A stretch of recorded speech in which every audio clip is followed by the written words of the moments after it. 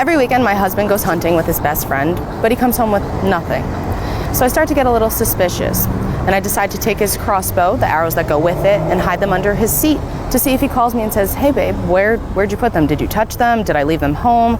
Well, he comes home, doesn't mention anything about the crossbows, doesn't mention anything about the arrows that I hid, and he comes home with nothing once again.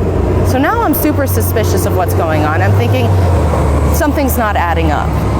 So I decide to take our kids the next time he goes hunting and drop them off at my mom's house. I don't want to alert anyone because I don't really know what's going on yet. I leave them there with her. They're good. And I decide to also put an AirTag in his truck so I can follow him. Well, turns out when I look at where the AirTag is, the location where he says he's going to be, he's not there. He's 200 miles in the wrong direction. And I come to find out it's a motel. So now before I black out or go crazy or do something I'll regret, I decide to follow up. So I go to this motel, and when I pull up, the first thing I see is his best friend's wife's car. And I'm thinking the worst, because his best friend's wife, gorgeous. She's the prettiest girl you've ever seen. Maybe 5'4", 110 pounds, gorgeous body, beautiful face, Shakira-like hair, just something that walks out of a magazine. And while I'm in my thoughts thinking the worst, I feel a hand on my shoulder, and I jump, and it's her. And I'm thinking the audacity of this woman. And I start accusing her. I'm like, "Why are you with my husband at a motel? What is happening?" We start going back and forth. And so after, confronting each other, she says, "Well, hold on. I gave my husband my car because his truck wasn't working." And she's also suspicious because her husband never goes anywhere without his truck. He'll stay home if it's broken. So now we're putting two and two together, and we're thinking, we don't know what's going on. We're both in the dark. Luckily, her train of thought was a little more clear than mine. She's like, "Let's go talk to the front desk. Let's find out what room they're staying in, or if they're even here." We walk in, and we have to deal with the most Southern man you probably have ever seen, and he looks like he's on every uncontrolled substance you can imagine.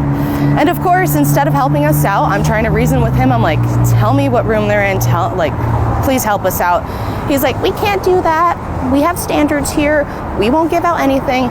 Finally, Trisha, his best friend's wife, is like, "I'll give you $100 if you tell us what room they're in right now." Clearly their standards aren't that high. He goes, "They're in 202. You make a left, go up the stairs." Of course, we trail it. We go up there.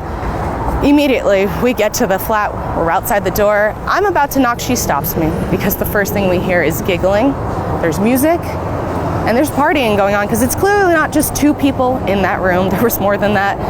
I'm about to barge in, knock, warn them that we're here, and she stops me. She says, "No, because if you give them time, they can make this look. Whatever's going on, they can fix." We go back down, we go talk to our new substance-controlled friend downstairs. But this time, he's not going to give us the key. He says, "No, I can't do that," refuses, makes us leave. Of course, we walk out, we wait about 5 minutes, and then she realizes that he leaves the front desk.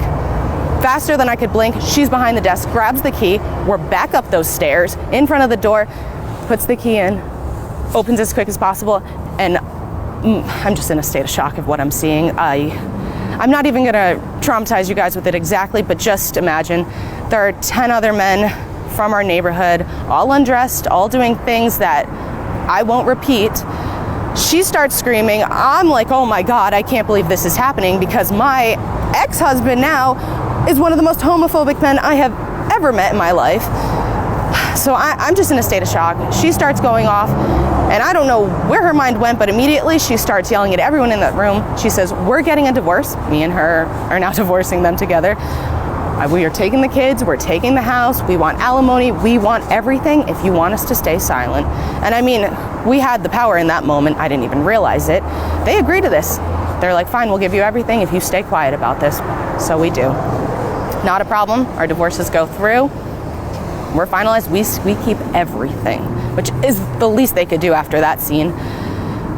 So 2 years later, before that, I'm just broken after this. I decide I'm going to go to church because I don't know where else to put my faith. Everything I thought, the future I thought I had with this man, just gone in a blink of an eye.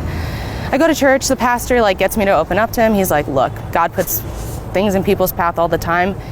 He works in mysterious ways, and sometimes it's just to test you." So, through church, I was able to heal. I actually ended up meeting someone. It's great. I am thankful for that part of it. But now fast forward 2 years later, and I kept silent, and so did she.